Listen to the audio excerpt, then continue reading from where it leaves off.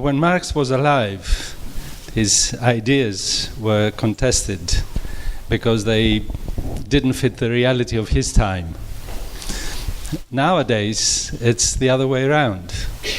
Marx's ideas were stuck in the 19th century, so they're no good in the 21st century. The reality is that Marx's contribution has staying power, and there are many aspects that we could base this claim on, but I think we should concentrate on three important elements. The first one is on crisis in capitalism. The second one, probably the more important one, is the claim that the working class are the grave diggers of capitalism. And the third one is on the Revolutionary Party. That may seem a bit strange because people usually think of the Revolutionary Party as something that we owe to Lenin, but we have to go back to Marx. Not least because Marx, of course, has said that revolution is the midwife of every society that is pregnant with change. So, a revolutionary for the 21st century, because, again, society today is pregnant with change. This, I think, is a starting point. I think we are living through a period where more and more people are thinking that this world has to change. It's so terrible, it's unbearable, it has to change. So, what is Marx's contribution towards our ability to change the world? On the question of crisis,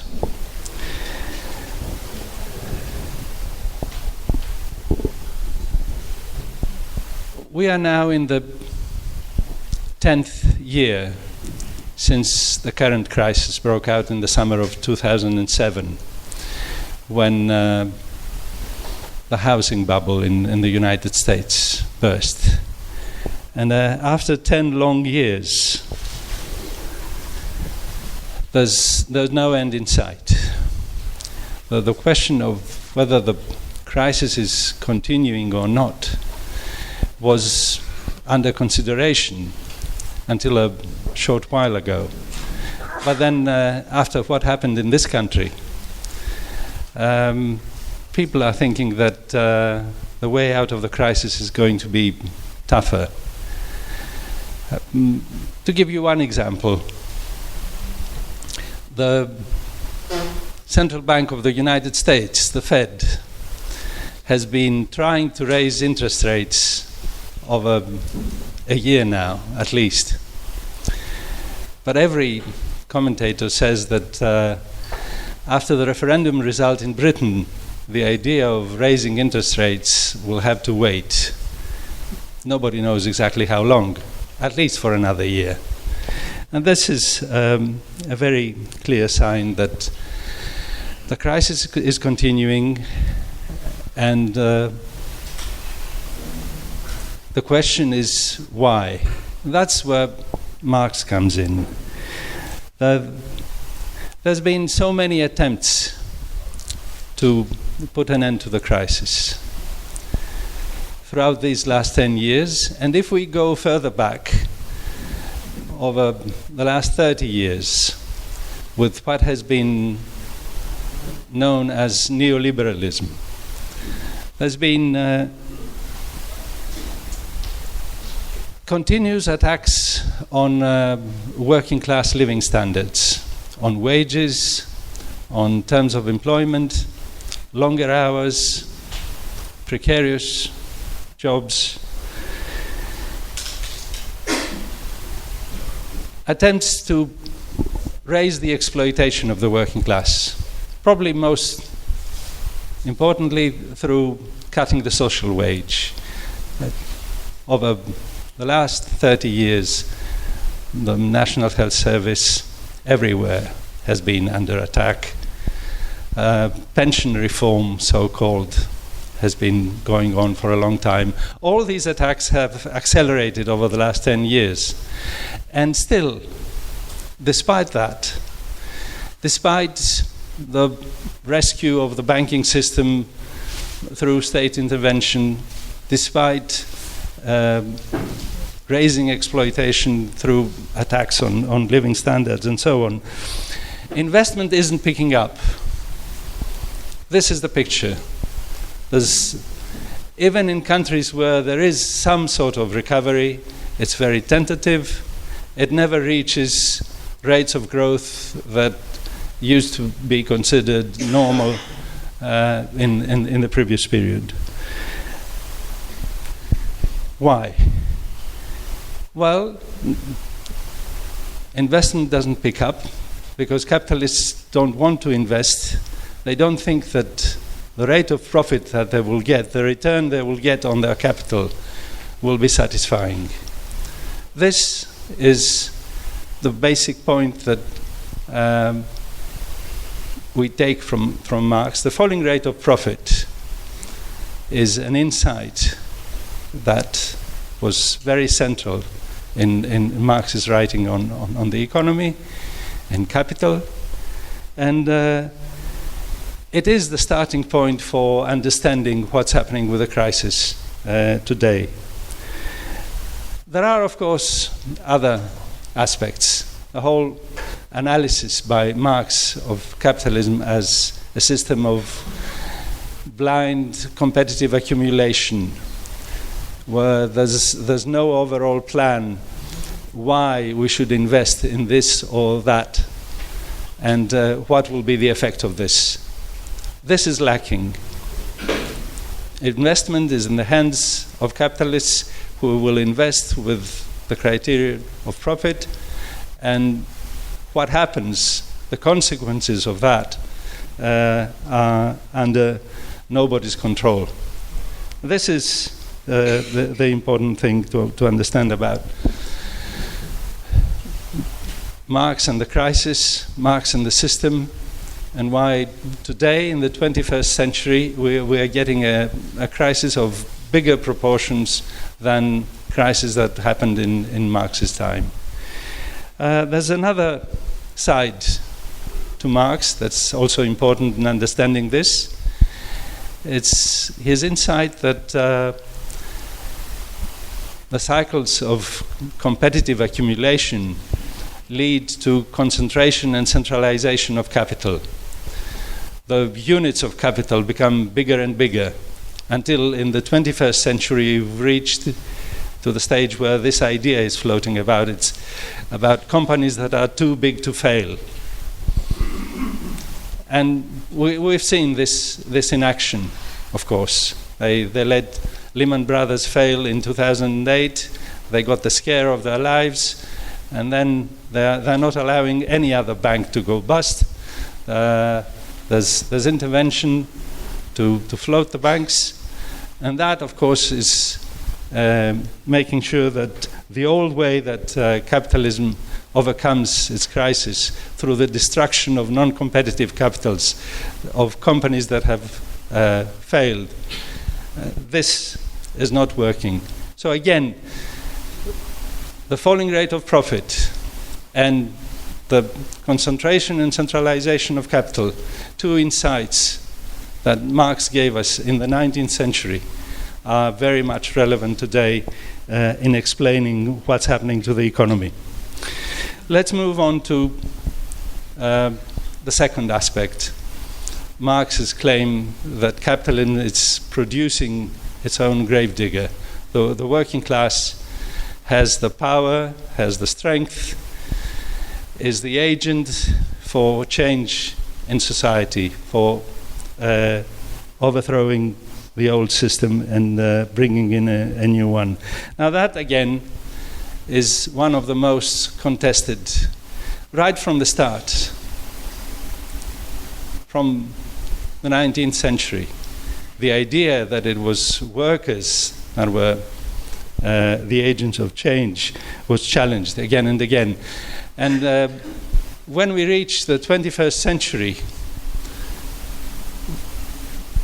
the claims that this was plain wrong, Marx got it wrong on that one, because look what's happening. Two actual theories on the disappearance of the working class. One aspect, one side, claims that, well, as capitalism has progressed, the working class has become middle class. It's not very popular nowadays. I come from Greece, and I can reassure you the idea that the workers are becoming bourgeois is not very popular. The reality is that polarization, class polarization, is on the increase, not just in Greece. It's on the increase in the United States of America, the biggest capitalism in the world. So this mode of thinking of, well, put the working class aside because they've got a car, they've got TV, they've got a fridge, they can go on holiday, and so on and so forth, are objections to Marx's insights that just don't fit reality. But there's a second current that is trying to do the same thing by another route.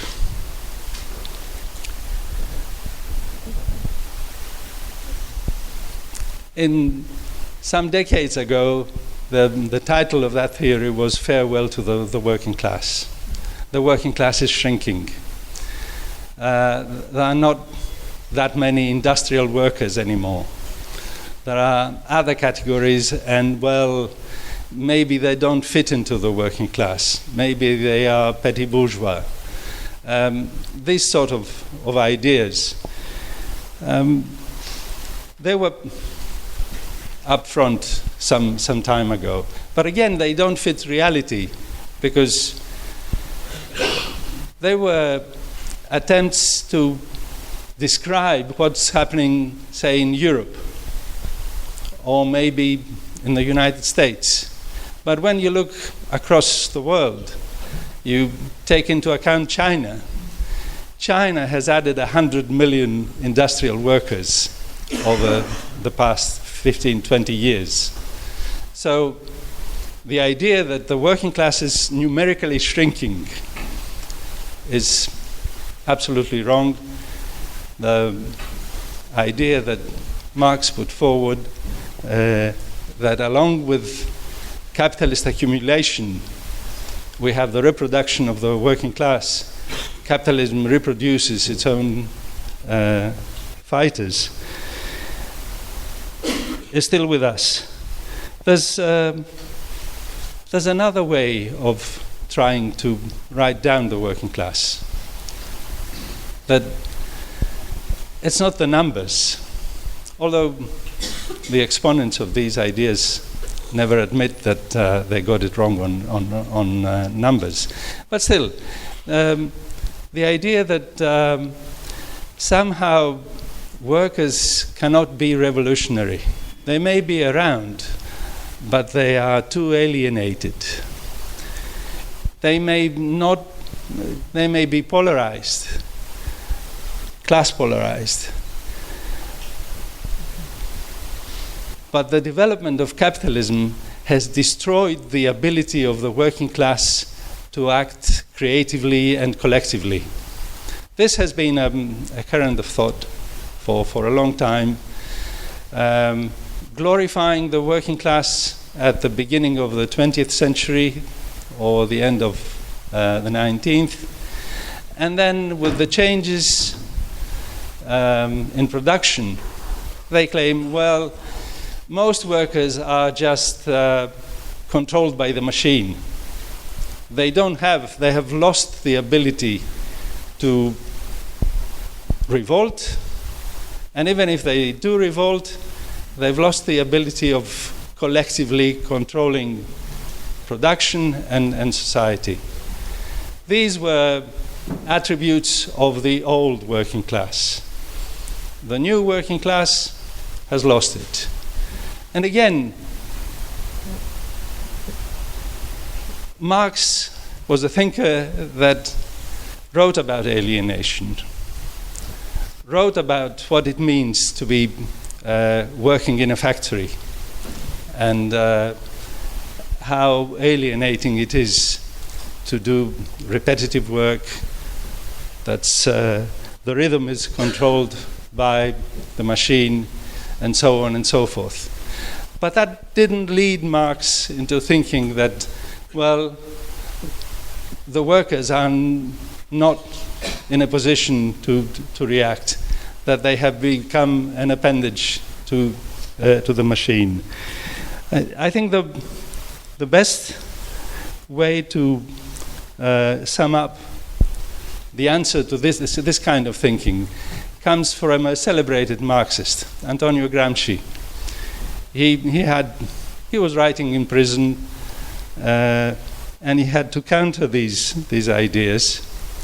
So I think it's best if I quote from his prison notebooks. He's replying to the idea that the workers have become trained guerrillas, unthinking. So he writes, "However it is done, and it is not the spiritual death of man. Once the process of adaptation has been completed, what really happens is that the brain of the worker, far from being mummified, reaches a state of complete freedom.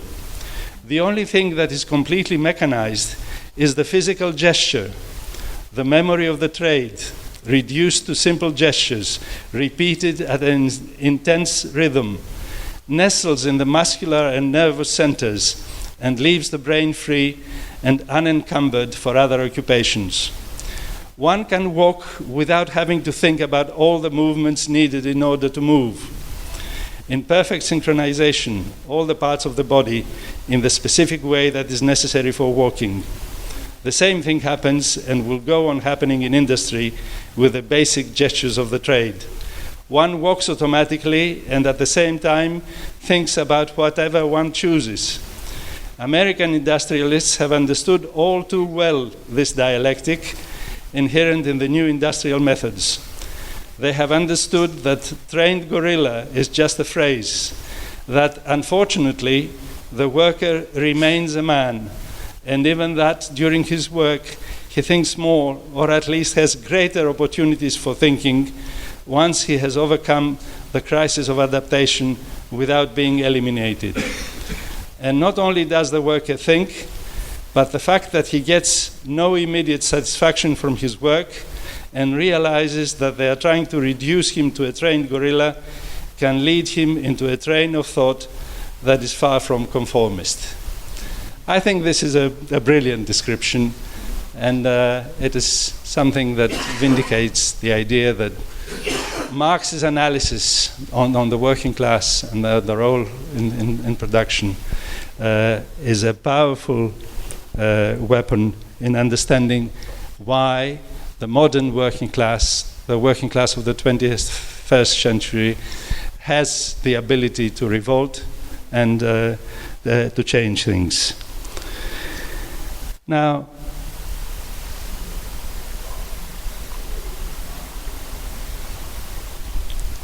the question of agency, the claim that the working class are the grave diggers of capitalism, has always had the aspect of organization. That, again, is something that we have to turn back to. We are in a period where we say we have to rebuild the left after so many reverses in the previous decades. There's been a long time since the previous upsurge, 1968, 1974 and all that. And the idea that how you organize that party building, that building the left, is something that belongs to the past, is again very much contested. And I think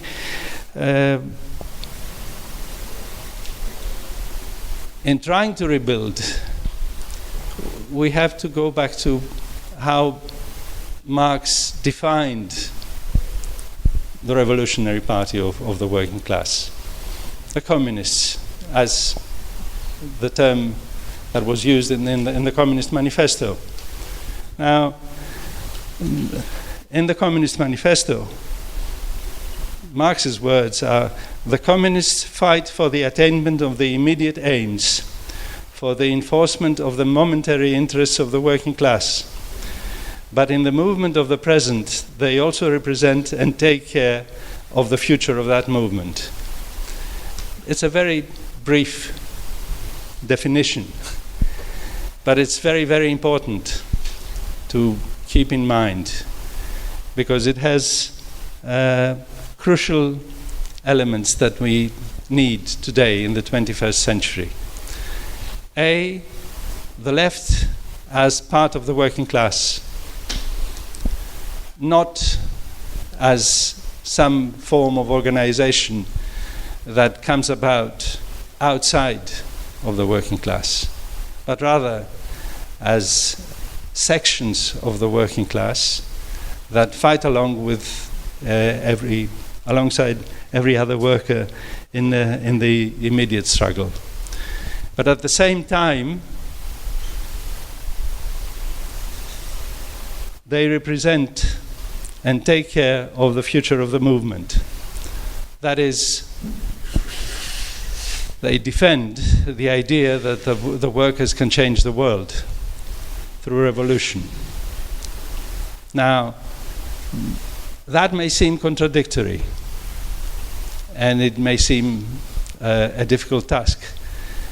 But in the period that we are now, today, it's very crucial to have this contradictory definition in mind. I stress the word contradictory because not only the difficulties in relating to the current struggles of the working class when you are trying to represent the future of the movement, but also a deeper aspect of this definition. The future of the movement.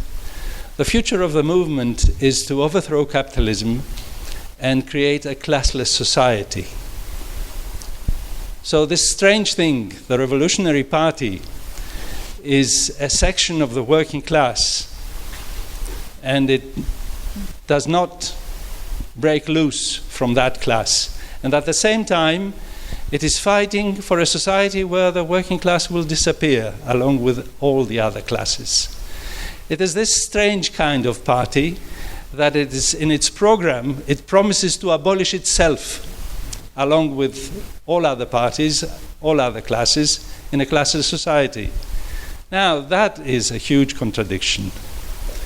And it is the basis for the difficulties of building the left. We have at the same time to adapt to the political institutions of fighting the class struggle in the here and now, in a society where all the institutions were shaped by capitalism, not by the working class. And that's not just the economy, it's not just the factory or the office or the places we live, the cities.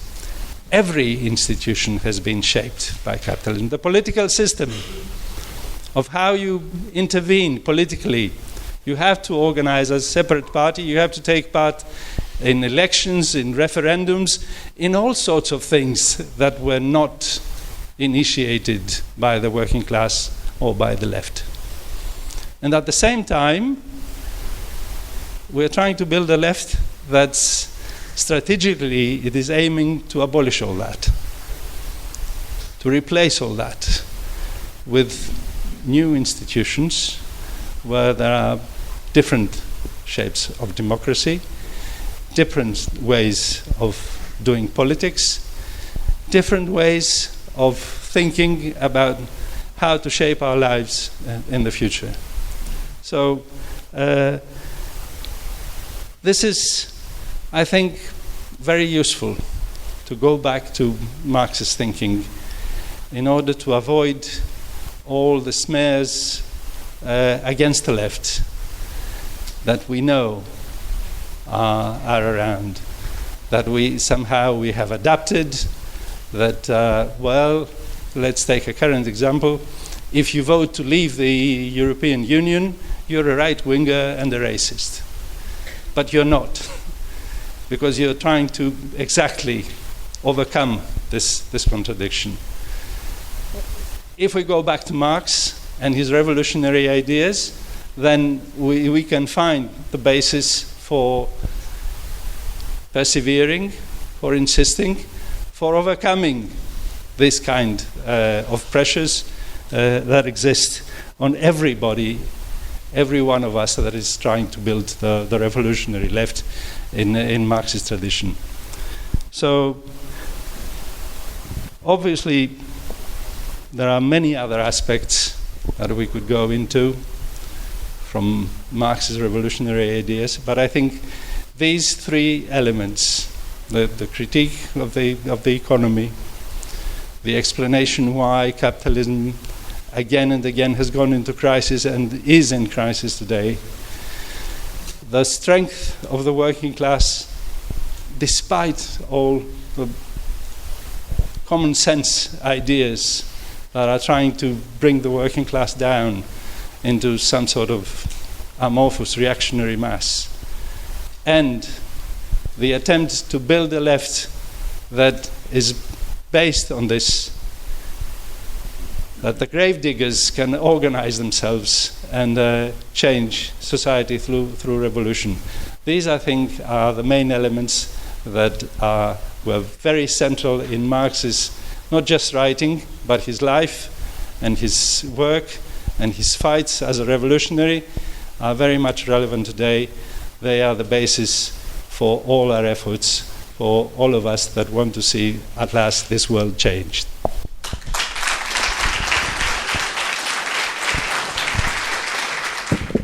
Eleanor Furman, I'm actually in the Labour Party. I want to ask Panos particularly to talk a little bit more about the ruling class, how in terms of neoliberalism versus a more libertarian, far-right, extreme type of conservatism. Because I suppose ultimately I want to ask you how you would characterise Farage. The way I see Farage is that although UKIP include actually quite a lot of detailed references to the health service, it's really the only other thing on their manifesto. Really, they want to get rid of the welfare state completely and have the most smallest possible state and complete and utter free trade. Whereas neoliberalism, I think, actually is fairly dependent on there being a state that can be sucked as a source of income, because as long as there is public sector funds, they can appropriate them. So it's kind of draining the state of funds, but that state is still an important structure without which that type of ruling class depends, that type of capital depends, whereas Farage seems to me to be more extreme and more libertarian.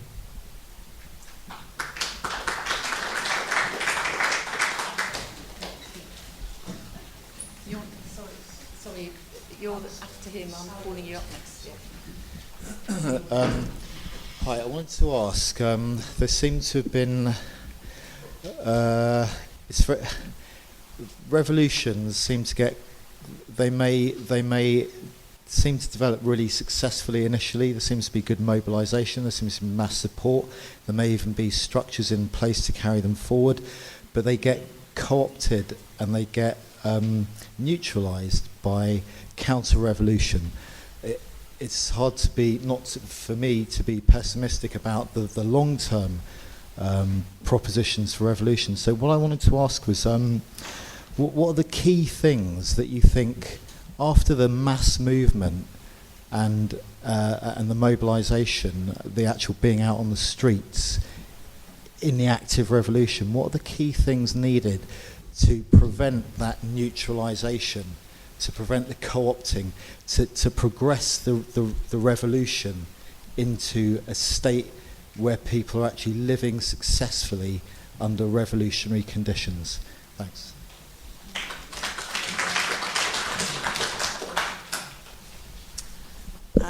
Yeah, I'm a shop steward in a local government workplace, and it's very interesting how you see the sort of dynamics of class working in that workplace. It's largely professional workforce where I work, but yeah, there are sort of admin workers as well, and so on. So you've got the full range. And I think what Marx says about class being a social relationship and a relationship to where you are in the productive process is quite important. In our workplace, you have the bosses right at the top, the crisis and attacks on local government. Funding have not affected them. Their pay has increased, whereas the middle managers and the people at the bottom have suffered enormously and are currently suffering, going through a reorganisation at the moment. So where the managers sort of shade into is, you would regard them as middle class, but they kind of shade into the workers, and they're becoming increasingly proletarianised.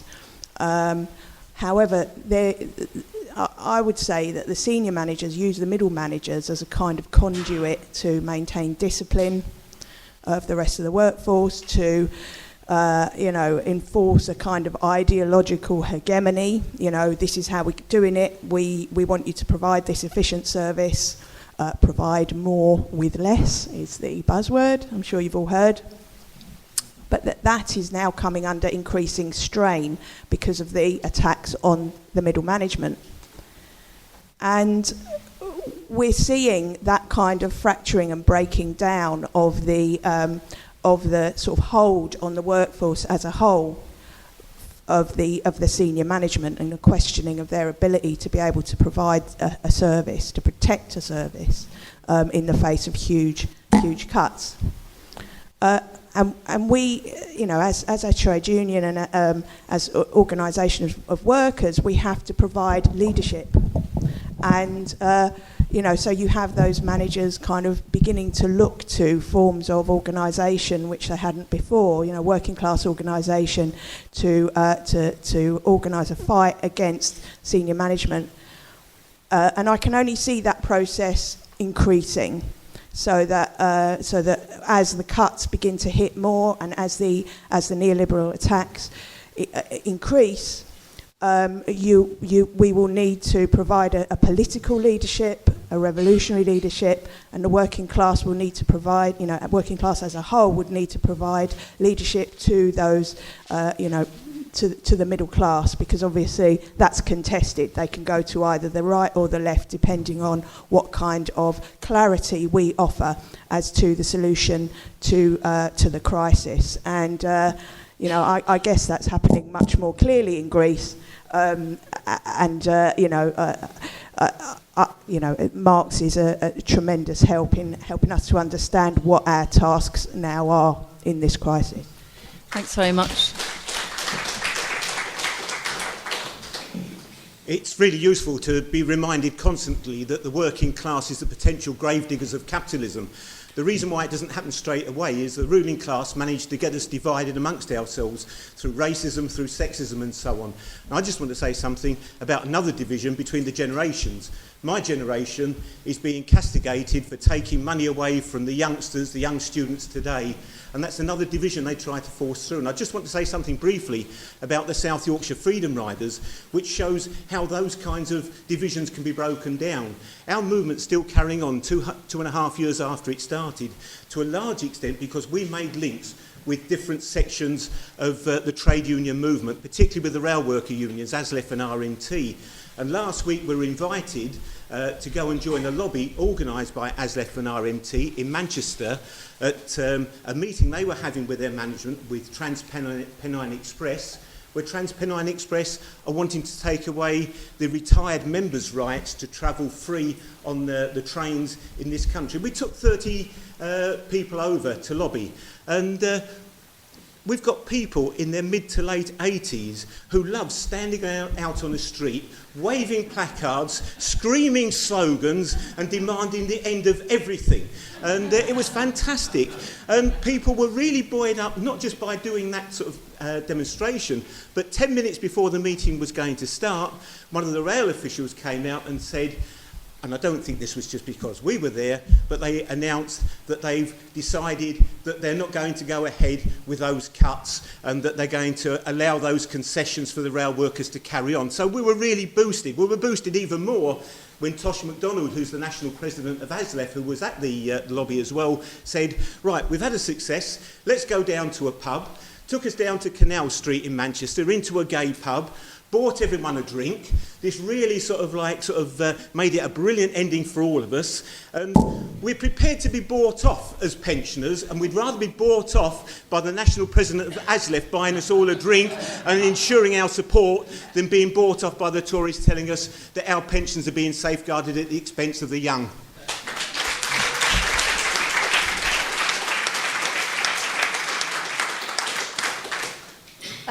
Just a point, I've closed the speakers list.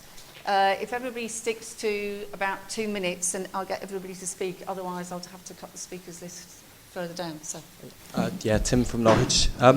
Just wanted to talk about why we must defend the central point of what Marx talks about, his revolutionary content, the idea that the working class is not just that capitalism is an awful system, but that we have to overthrow capitalism. The working class has to overthrow capitalism.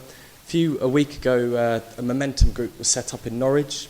And one of the leaders of this group, he's a trade union learning rep, and he's very much in the bureaucracy, I would say. And I got into a massive argument with him where I refused to back down. And this was inspired by my comrades saying, Tim, don't get in a big argument, we have to work with these people. But he started talking about Marx, and he said Marx is excellent, wonderful, talks about capitalism. Then he said, the reason why we need Corbyn to win is Marx told us we must seize power. And I went, he didn't tell us to seize the state power.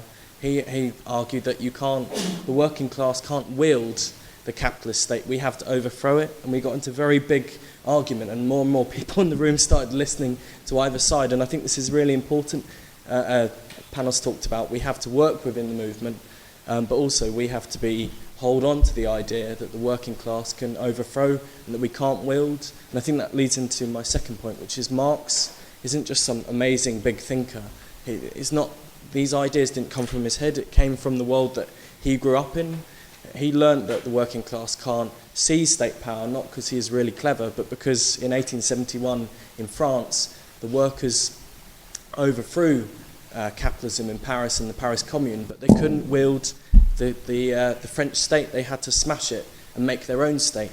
And if you listen to some of the older people in our party who aren't around anymore, Tony Cliff, Marx is like, what are the workers doing? What are they doing?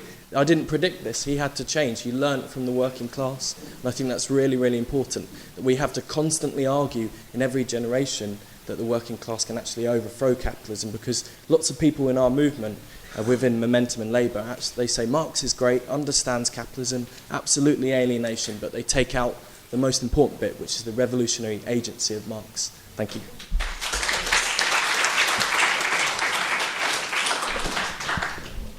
Radio 4 did a half-an-hour documentary about Marx last week, and it turned out that they interviewed me for a bit, and all the rest were ex-Marxists. And the way it was treated was almost like anthropology, that this was almost an extinct species to speak to a Marxist. I'm walking into bookmarks with somebody who says she is a Marxist. And, that sense of sort of as if we are really adhering to something, some blind faith in some really out-of-date ideology. And I think what Panos has done today is show us that in many ways, Marx's ideas fit better today even than they did in his day in terms of the size of the working class. And I think we have to say that the system doesn't work without the working class. You know, the drive for profit is produced. The wealth and profit, we are the source of that. And therefore, when we look at the world today, struggle is inevitable. Class society creates the situation where there's that tension between exploiter and exploited, that struggle will always happen. Revolts will happen. Revolutions will happen. But of course, the critical question that one of the previous people asked was, how do we stop the counter-revolution crushing them? Because it is dreadful each year at Marxism to hear the stories of Egypt and other places and find out where they are. And of course, revolution is a process. The struggle is not over, as our Egyptian revolutionary made it very clear in a couple of meetings this week. But what is the key? The key is organisation. Because in these times of big struggles, what's not been missing, if you like, is the courage, resilience and militancy often of workers who want to go for it. It's been about what political leadership shapes those struggles.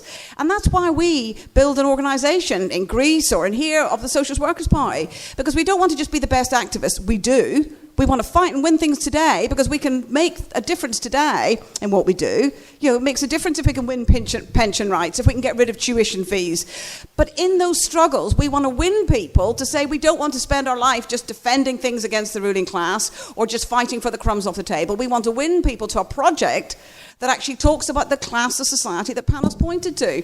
Because I don't want to just spend a whole life fighting Nazis and fighting Tories and defending a few things and then next generation doing the same thing. We're in this for a bigger goal, aren't we? A bigger prize. But that needs political organisation because we've learned from Egypt and other struggles. If we don't build now, it's too late to build in the middle of those struggles where there's a vacuum and maybe the army can take control or maybe some other section of society will do it. So it's about building organisation. And in this particular case today at Marxism, of course, that's building the SWP. So I hope you'll join us.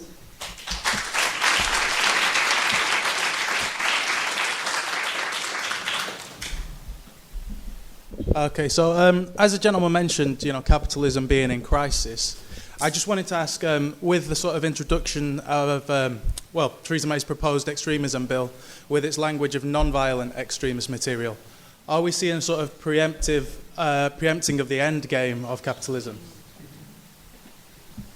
That was quick.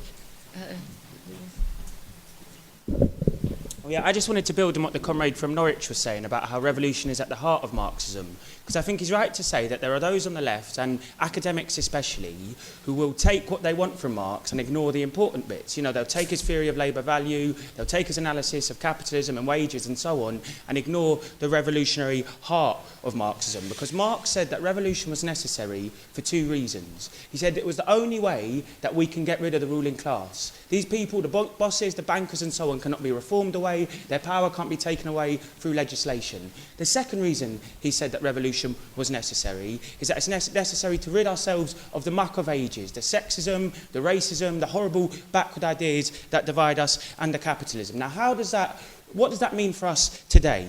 Every demonstration you've been on recently, and the fallout from the Brexit vote, there's been huge amounts of young people who are intensely politicised. And I think there's two real features of these people. One of them is that they're probably in the Labour Party supporting Corbyn. The second is that they probably look to ideas around intersectionality, around privilege theory and so on to deal with oppression. We've got to think about how we can engage with these people and win them to Marxism and win them to the revolutionary heart of it. And the way to do that is not to lecture them and so on and just say that we are right, but we need to prove it in practice and through our activity. So with the Corbynistas, we need to argue with them that if you want to defend Corbyn, it's not to pile into your local CLP and argue with the Blairites. The key is the 16th of July. The movement on the streets is what will push forward Corbyn's programme. The teacher strike on Tuesday, again, a very important, will have a very important impact on what happens to Corbyn. The junior doctors strike. Once the ballot comes out again, how can we get back to the hospitals to make sure the junior doctors dispute continues? But on the second issue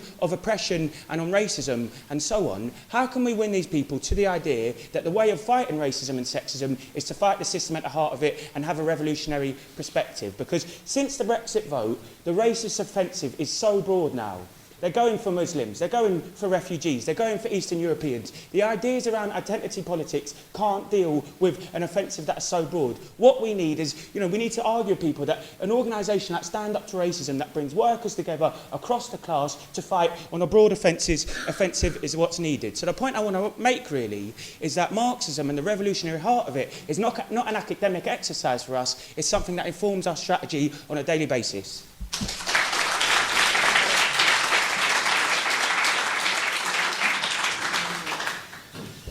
One thing that Marx says is all that is solid melts into air. And that's very important because Panos talked about the economic crisis. Think what that means in terms of political and social crisis.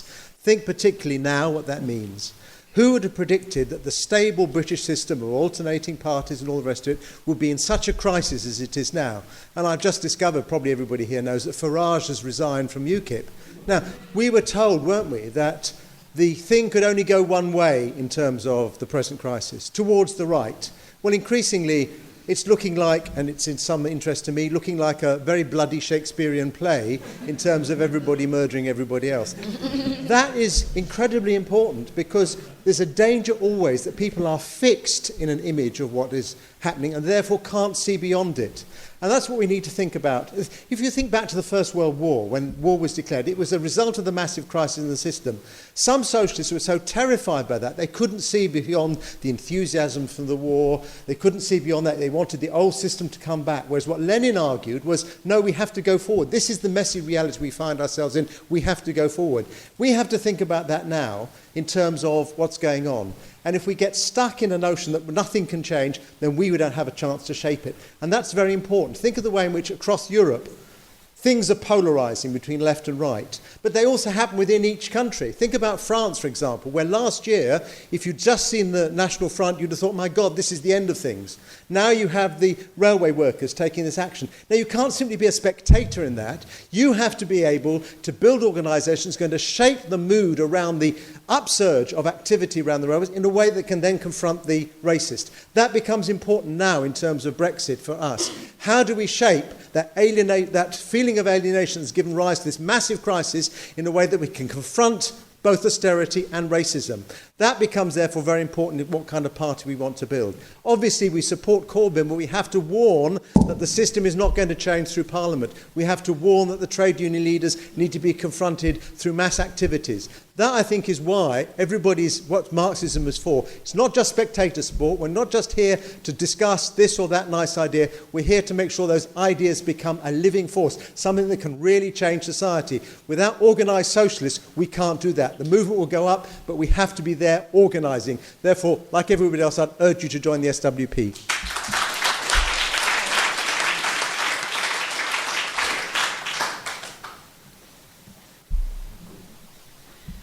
Hi, I'm James. I'm a union organizer from Barstow, and I just had a question about the tendency of the rate of profit to decline. I know that there are Marxists like David Harvey, who are the people that most people learn their political economy from now because of the lectures on the internet. Is that okay? Well, okay, maybe not. But either way, who believe that the countervailing tendencies are stronger than the tendency of the rate of profit to decline, and whether that technical point matters a lot, and if he's right.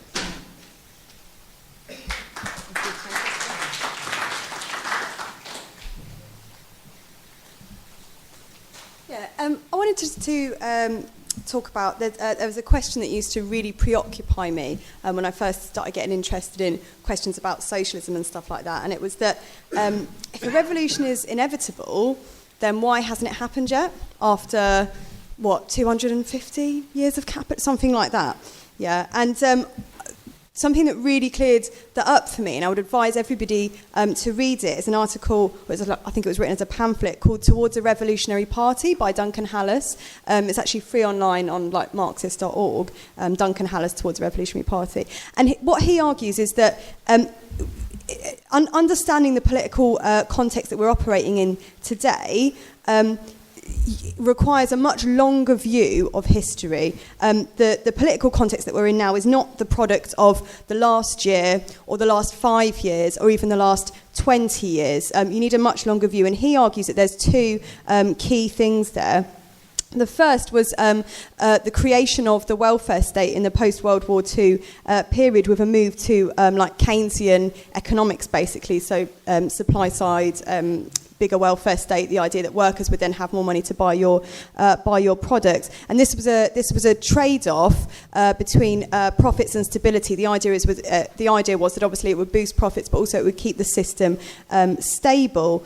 And this had a huge effect actually on people's consciousness at the time. He talks about how people would have to actually argue with some people in the Labour Party that we didn't actually have socialism in the UK at that time. This is what some people actually used to think, that we'd now got socialism because we've got the NHS and all this council housing and stuff. So I think that's quite a serious thing that happens in fairly recent history that has to be realised. And the second thing he talks about obviously is the experience of Stalinism.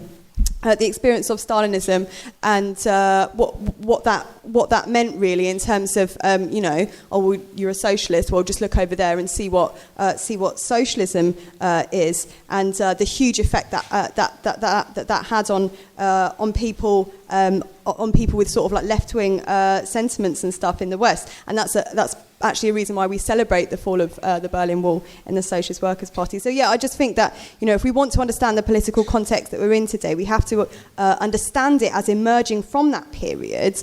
But also I would argue that having emerged from that period, there are now actually huge opportunities for revolutionaries that haven't existed for decades. So I think it's quite an exciting time as well.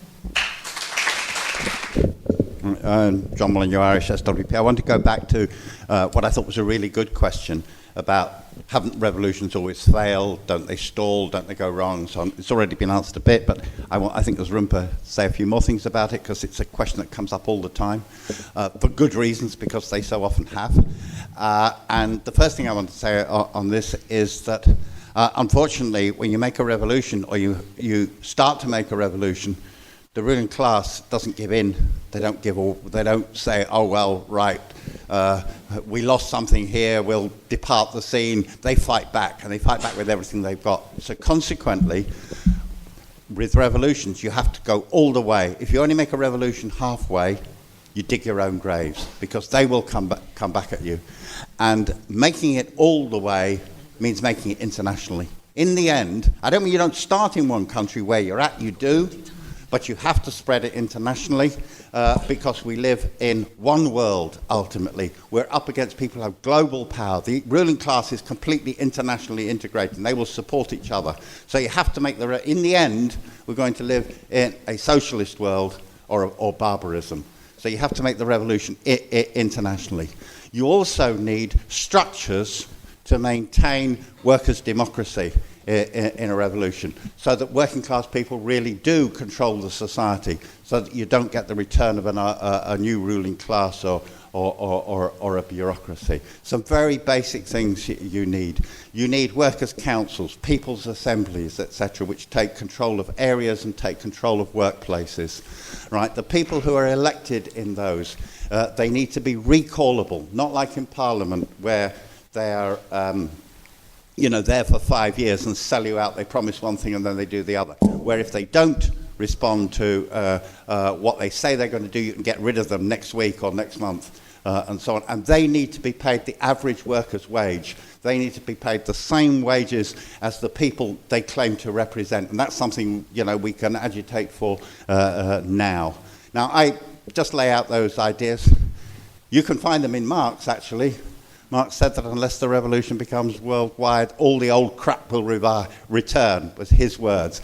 And the ideas about paying your representatives the workers' wage and them being recallable, he learned those, as somebody said before, from the Paris Commune, where they did it. I'd just like one point about this. When we're talking with young people today, I don't think it always cuts it to say, as Lenin said, as Trotsky said, as Marx said. I think you have to make the arguments about that from the world as it is today as well. It's very easy to understand that we live in a global capitalist system and the revolution will have to spread internationally. I think it's easy to understand how representatives sell people out, and we need to control them and make the case for people power now.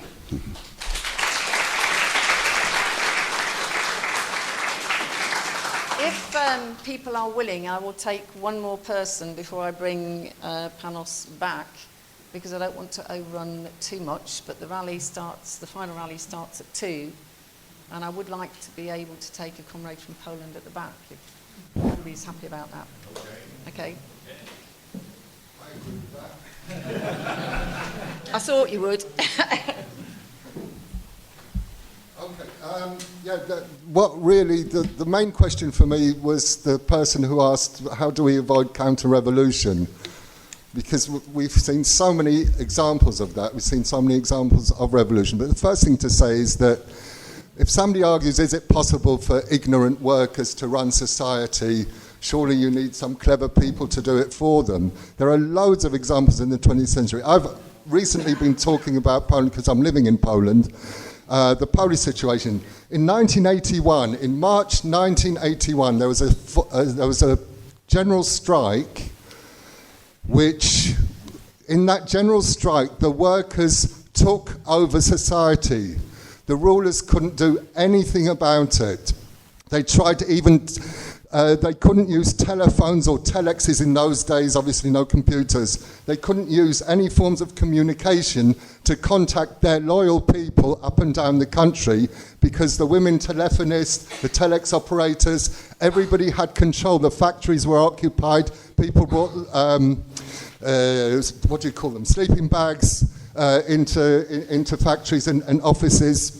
And the whole country was in the hands of workers. It was actually in their hands. What happened was a political decision not to follow on this partial general strike with a second general strike in 4 days' time. The second political decision was not to try and extend the workers' movement to the army. See, these are all political decisions. They're not automatic things that happen. The soldiers were from the same families as the workers involved in this gigantic solidarity movement. But it needs a political organised force within the workers' movement to argue those things. Those things aren't actually, in that situation, difficult to argue. But if you have the leaders who you respect saying, no, well, this is not the time to do it, a Polish soldier will never be used against a Polish worker, then that's convincing, because you don't hear an alternative voice, or very isolated, atomized alternative voices. The alternative voices have to be linked into a political organisation. That's why sometimes people get bored, join the party, but really, it's really about having an organised force inside the working class. That's an obvious point to make, but when you see at a time of revolution what that means the difference between life and death. That means the difference between people being massacred on the streets, or in the Polish situation where the Polish soldier ostensibly wasn't going to be used against Polish workers. They had martial law. They smashed the movement, which was a major factor 10 years later in a smashed workers' movement to bring in market reforms with no opposition, or very little opposition, that's certainly at the beginning, which is because there is a continuity from one event to the other. The other thing is, obviously, Poland at the time was so-called communist, i.e. followers of Marx. What the workers did was much more in line with what Marx said. And today it's really heartening. We've got some new people in our organisation. We've got this young school kid who's producing 20 Marxist pamphlets because he's really interested in the idea of Marx with his school friends, etc. That's what we have to do. We have to revitalise, rebuild Marxism.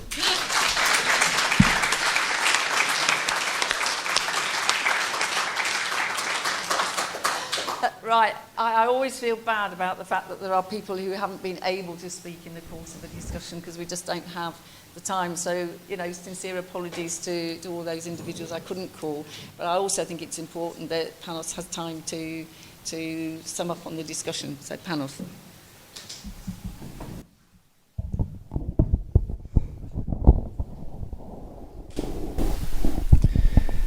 Right. Well, of course, it's the most important question, revolution and counter-revolution, because we are talking about the relevance of Marx almost 200 years on. And those years in between have been marked by revolution and counter-revolution. And this is something that vindicates the ideas of Marx, right? On one side, that revolution has come on the agenda again and again, not just the Paris Commune or the European Springtime of Peoples in 1848, but throughout the 20th century and again in the 21st century. So when we talk about these things, we have to keep this in mind. The question is not just why the potential of the working class to change the world has not materialized yet, but we have to look at the aspect of how many attempts there have been to go in that direction. Many, many attempts. Many, many revolutions. So this is one aspect. And then, of course, we have to go into the question of why counter-revolution has been able to win out on so many occasions. But before we go into that second leg, revolution involves the working class and involves many, many other people. Revolution means that the workers lead, but they rally around them broader masses of the population. And this is important. It came up in the discussion on the question how you provide a lead to people who maybe were not part of the working class, but they are under attack, so they are discontent, they are being radicalized. This is an important aspect of moving towards revolution. And it is possible for the working class to provide a lead and rally around broader masses to make sure that the revolution is successful. Well, one example is on the question of the banks. It's not just workers that hate the banks. There are many more people who hate the banks. In Greece, this is fairly obvious. The small farmer, the small shopkeeper, they are in a terrible mess. And they hate the banks as much as we do. So rallying these people behind the flag of the working class, well, that means that the working class will expropriate the bankers. The banks will have to be nationalized without any compensation for the people who are their shareholders, their managers, their owners. And not just nationalized under control of some unelected bureaucrat, some central banker, and so on, but under workers' control. Now this sort of demand, the kind of program that the left, that has the working class as at its center, can formulate, is a strong appeal to people to rally around the working class. Again, we have to see this question also under the light of divisions. Young and old came up in the discussion. All sorts of divisions. All forms of oppression, no matter how ancient, have been rejuvenated under capitalism and used again and again. Now, this means that there are broad strata of the population that suffer these forms of discrimination. Racism, sexism, all sorts of forms of oppression. Winning the argument that who can change that? The centrality of the working class in getting rid of racism, sexism, all forms of oppression is, again, a central theme on how the working class unites its own forces and rallies around it all the oppressed. This is what has actually happened during the revolutions. I mean, okay, we were talking about Marx. It was Lenin that said the revolution was the festival of the oppressed. But again, this is a Marxist idea, and it has been proved true in history. Revolutions are festivals of the oppressed, and we can use this idea to rally people around. Again, even if it's not a question of just referring to historical experience, it's the experience of everyday struggle. Every strike is in a smaller scale and a miniature, the same process, a process of liberation, where people just don't fight for the immediate demands, but they discover what solidarity means, what it means to fight along each other, to defend every member of the movement.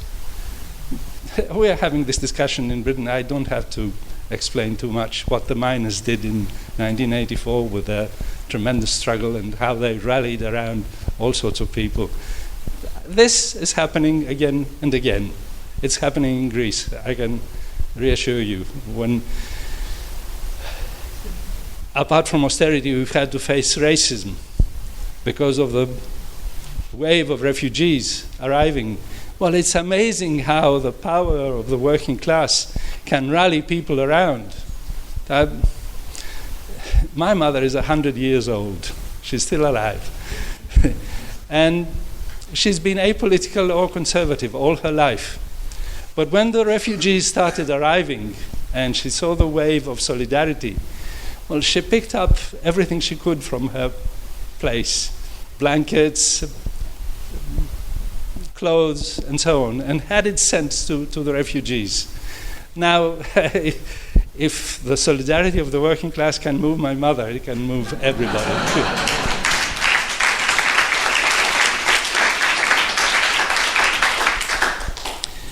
So this is one important way of answering this question. The movement of the working class, the fight back of the working class, and the left that provides leadership and raises this prospect that the fight of the working class can liberate everybody, is a way of rallying people around us. This is important in reaching towards a revolution, in winning the revolution.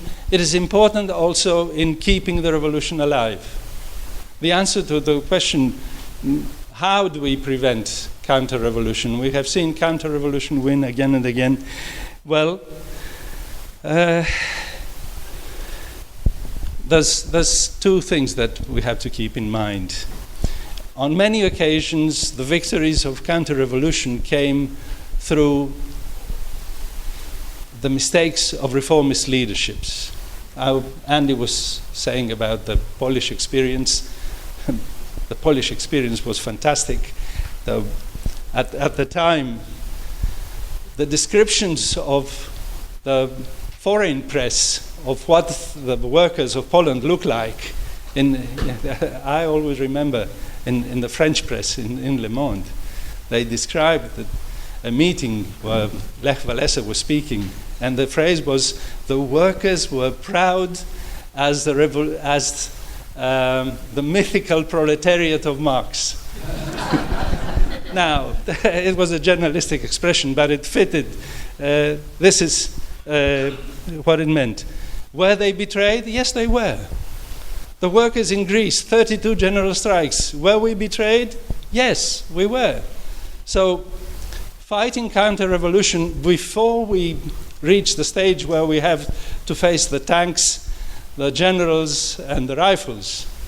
We have to raise the debate, reform or revolution within the movement. It's very important. It's something that's coming your way, comrades. Corbyn has won the leadership of the Labour Party. Great, hooray. We don't want the Blairites. We want somebody who promises change. But which way will it go? How will it deliver? Through reform or through revolution? It's a debate that's opening up. That's one way of preventing counter-revolution. And then, of course, it's the question of once workers take control in one place, how they generalize. We can't stand still. This is the lesson of all the revolutions that we've had throughout the 20th century up to now.